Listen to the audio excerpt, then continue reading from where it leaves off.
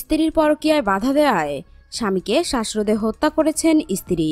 দর্শক, ঘটনাটি ঘটেছে ঝিনাইদহে। এ বিষয়ে বিস্তারিত থাকছে প্রতিবেদনে। ঝিনাইদহের শোলকুপায় পরকীয়ার জেরে স্বামী হারুনুর রশিদকে শ্বাসরোধে হত্যার দায়ে সরজিনা খাতুন নামে এক নারীকে যাবজ্জীবন কারাদণ্ড দিয়েছে আদালত। একই সঙ্গে তাকে 20,000 টাকা জরিমানা করা হয়েছে। বৃহস্পতিবার দুপুরে ঝিনাইদহের অতিরিক্ত জেলা ও দায়রা জজ আদালতের বিচারক মোহাম্মদ আব্দুল মতিন এ রায় দেন।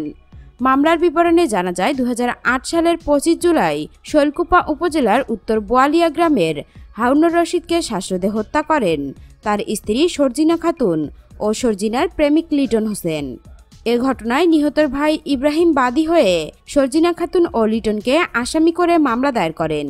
তদন্ত শেষে পুলিশ 2008 সালের 24 ডিসেম্বর সরজিনা খাতুন ও লিটনকে অভিযুক্ত করে আদালতে চার্জশিট জমা দেন। দীর্ঘ শুনানি শেষে সরজিনার বিরুদ্ধে আনা অভিযোগ প্রমাণ হওয়ায় বৃহস্পতিবার আদালত তাকে এ সাজা দেন। আর অভিযোগ প্রমাণ না হওয়ায় লিটনকে বেকসুর খালাস দেওয়া হয়।